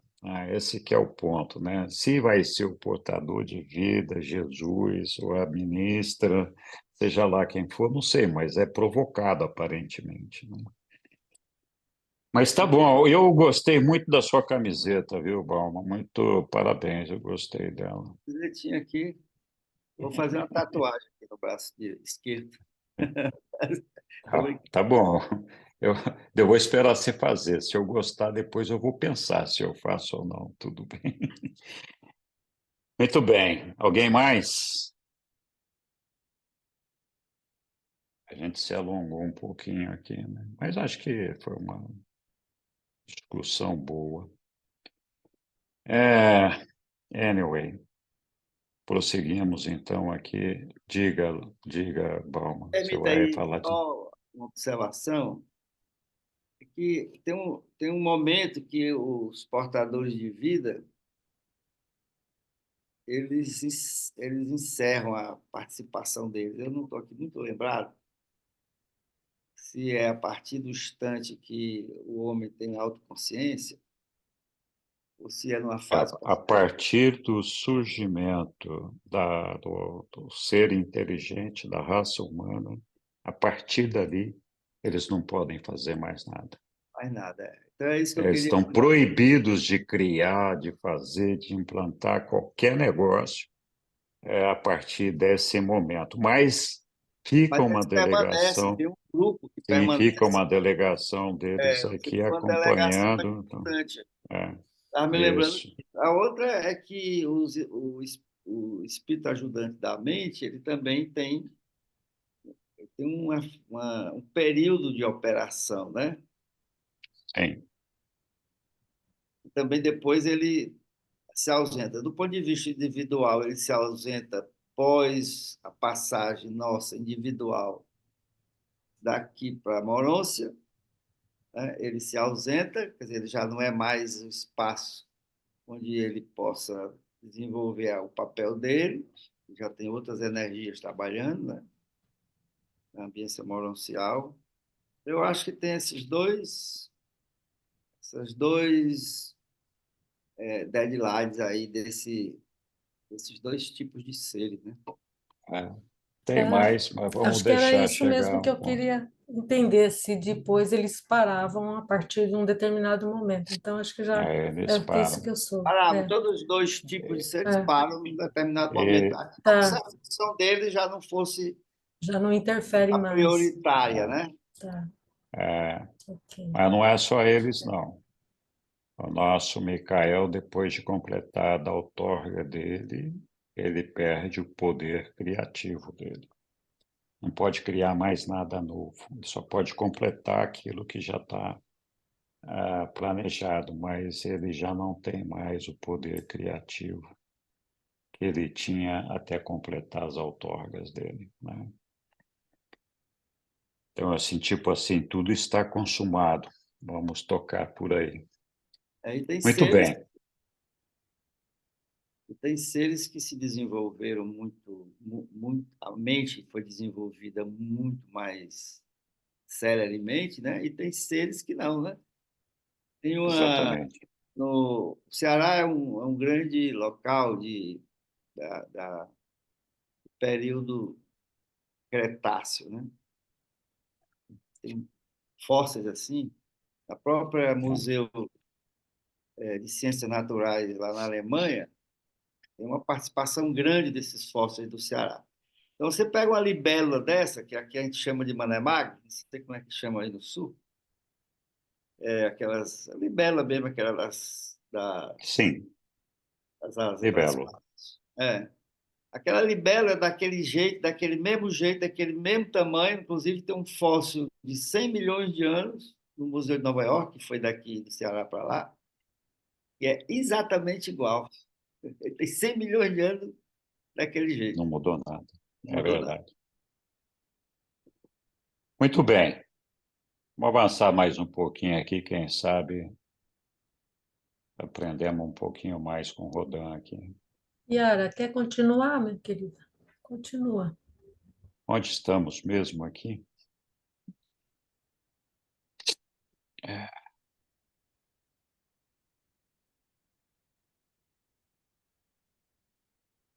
Acho que é aqui, ó. A A comunicação comunicação simbólica. simbólica entre os seres humanos predetermina o iniciar da existência de grupos sociais. O mais eficiente de todos os grupos sociais é a família, mais particularmente o grupo dos dois progenitores. O afeto pessoal é o laço espiritual que mantém essas ligações materiais unidas. Uma tal relação eficaz é também possível entre duas pessoas do mesmo sexo, como é ilustrado tão abundantemente pela devoção nas amizades genuínas. Tais associações de amizade e afeto mútuo são socializantes e enobrecedoras, porque encorajam e facilitam os seguintes fatores essenciais ao mais alto nível da arte de viver: a autoexpressão e a autocompreensão mútuas. Muitos impulsos humanos nobres desaparecem porque não há ninguém que escute a sua expressão. Verdadeiramente, não é bom para o homem ficar só. Um certo grau de aprovação e uma certa quantidade de apreço são essenciais ao desenvolvimento do caráter humano. Sem o genuíno amor de um lar, nenhuma criança pode realizar o desenvolvimento pleno de um caráter normal. O caráter é algo mais do que a mera moral da mente e mais do que a moralidade. De todas as relações sociais entabuladas para desenvolver o caráter, a mais eficaz e ideal é a amizade afetuosa e compreensiva entre o homem e mulher no abraço mútuo de um matrimônio inteligente. O matrimônio, com as suas relações múltiplas, é mais bem indicado para estimular os impulsos preciosos e os motivos mais elevados indispensáveis ao desenvolvimento de um caráter firme. Desse modo, não hesito em glorificar a vida familiar. E o vosso mestre elegeu sabiamente a relação pai-filho como a pedra angular desse novo evangelho do reino. Em uma comunhão tão inigualável de relacionamento entre homem e mulher, no abraço afetuoso dos mais altos ideais do tempo, torna-se uma experiência tão valiosa e satisfatória, a ponto de valer a pena tê-la a qualquer preço, sob pena de qualquer sacrifício necessário para consegui-la. Muito bem. Vamos mais um parágrafo aqui, vai. Continua aí. A união de alma, a mobilização da sabedoria. Todo ser humano, mais cedo ou mais tarde, adquire um certo conceito deste mundo e uma certa visão do próximo. Pois bem, é possível, por meio da conjunção de personalidades, unir essas visões da existência temporal e das perspectivas eternas. Assim, a mente de um aumenta os seus valores espirituais ao ganhar muito do discernimento interior do outro. Dessa forma, os homens enriquecem as suas almas, fazendo entre si a união das suas respectivas conquistas espirituais. Do mesmo modo, o homem torna-se capacitado para evitar aquela tendência sempre presente de ser vítima de uma distorção na sua visão, de ter um ponto de vista preconcebido ou estreiteza de julgamento. O medo, a inveja e a imodéstia somente podem ser evitados pelo estreito contato com outras mentes.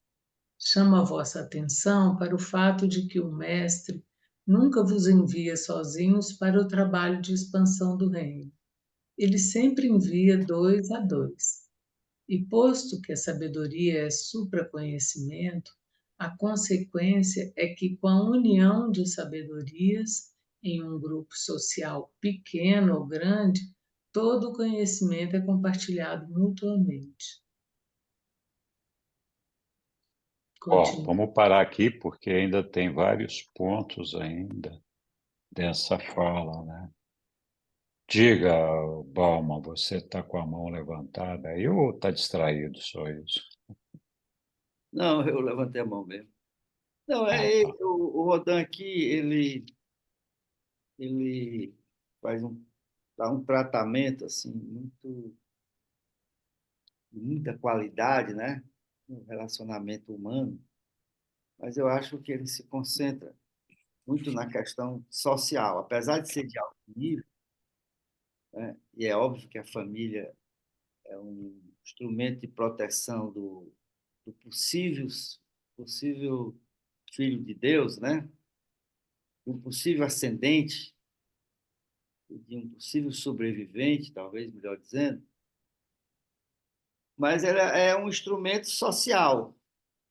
Isso não significa dizer que um ser humano que nasceu em condições familiares ou sociais completamente adversos não consiga fazer é, fazer a vontade de Deus, né? Não tenha condições de fazer a vontade de Deus e participar desse plano fantástico aí, divino para nós. Então, ele é bom, mas ele não é completo, né? Aí eu percebo que ele é como se isso aqui fosse a razão primeira da evolução humana. Certamente que um ser que nasceu numa ambiência familiar mais protegida, mais orientada, especialmente no ambiente que nós temos hoje aí pelo planeta, e muito especialmente aqui no caso do nosso país, ele vai ter mais condições, mas isso não é, digamos assim, um impedimento. Eu não sei nem se ele tinha esse objetivo, mas apenas com o propósito da pureza da ideia, né, tudo isso aqui é muito bom. Você viver numa ambiência dessa, excelente, né? Mas não pode muitas vezes ser até um impedimento, porque Porque se você não tiver a capacidade de compreender que o trabalho ele se dirige e é fruto de uma ambiência cósmica, até o fato do apego da família é uma coisa que pode atrapalhá-lo, né? E isso Jesus mesmo teve a oportunidade de falar sobre isso, né? Às vezes até choca, né? Porque quem não tiver a capacidade de renunciar a todas as coisas, ele certamente vai precisar trabalhar para fazer essa renúncia. É esse comentário que eu queria fazer. Obrigado, bom. Diga lá, Lilian. Eu queria ver se puder colocar o texto, daí a gente lê Posso. a parte que me, assim, fiquei, deixa eu ver ali, aí mesmo. União de Diz alma? assim, ó, e uma comunhão, que eu estava falando, né, e uma comunhão inigualável ali em cima. Aí. E uma comunhão tão inigualável de É antes da união relacionamento de alma, né?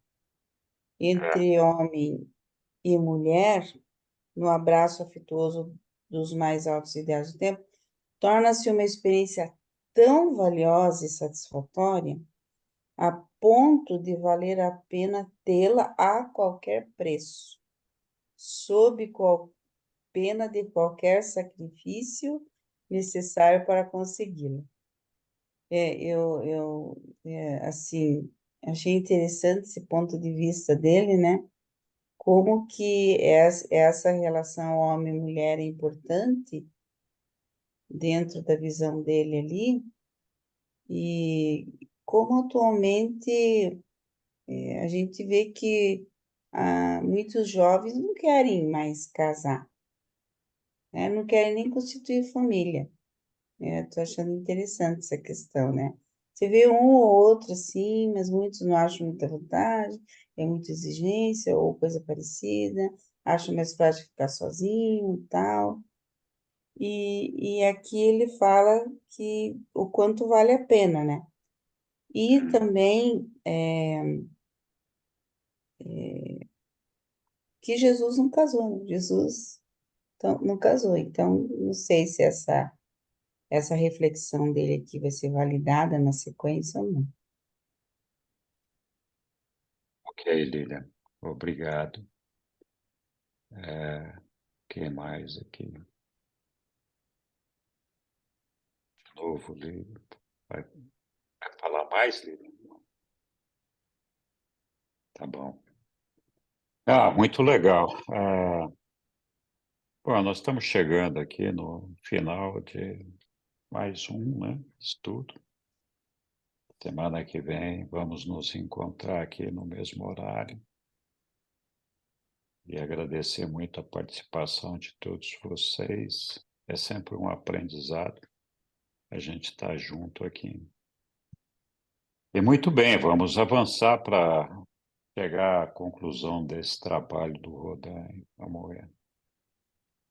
Quando forem publicados os vídeos, aqueles que do encontro, aqueles que não tiveram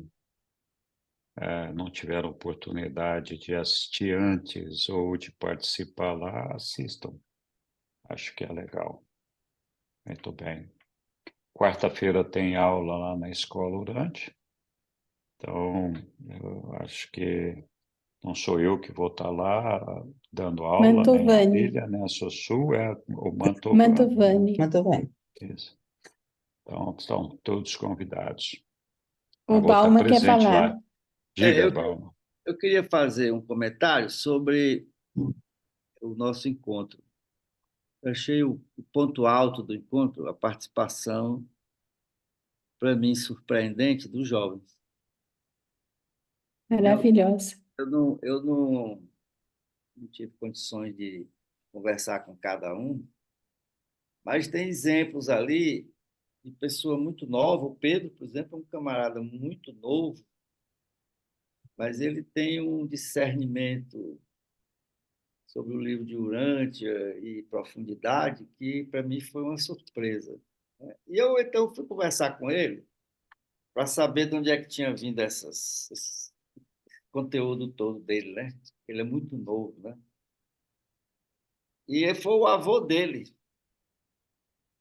que eu não sei o detalhe de como o avô dele entrou em contato com o livro de Urântia, mas o avô dele foi apostando nele, né, ensinando, falando sobre o livro. Ele ainda é muito jovem, né, adolescente, e, e ele foi, então, incorporando aquele, tinha sensibilidade e inteligência para poder absorver o que o avô está falando. Eu parabenizei a ele. Não parabenizei a ele, não. Parabenizei. Rapaz, eu vou mandar parabéns para o teu avô, por ter investido no neto certo, com o conteúdo dessa profundidade. E eu vou lá e o Berlândia conheceu o avô dele. Eu achei assim um exemplo fantástico de como o trabalho de Deus opera, né? Com grande longanimidade, né? Com grande paciência, né? Mas opera, porque ele é muito jovem para ter aquele É, conteúdo. E a forma dele discernir. mas além dele, tinha outros jovens lá, igualmente bons conhecedores do Eu livro não de comecei Urântia. São os individualmente, dois mas nem Pedros e o Pedro eu vi. Nakai são ótimos. E o João também. E o O João João. também, isso. É, Todos eles João eram é o muito bons.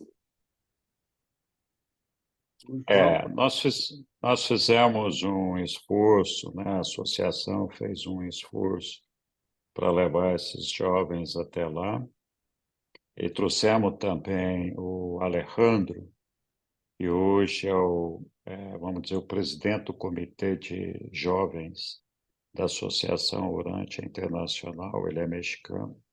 Trouxemos ele também para conhecer os jovens aqui e fazer planos de trabalho dele. E foi muito bom, porque o Alejandro teve uma oportunidade de um contato dos membros da associação nesse encontro nacional, que ele nunca tinha visto no México, né? Então ele ficou entusiasmado. Ele falou: puxa vida, acho que tem muita coisa para a gente fazer lá. Então, o encontro tem essa coisa maravilhosa de colocar junto pessoas tão queridas e que podem fazer a diferença.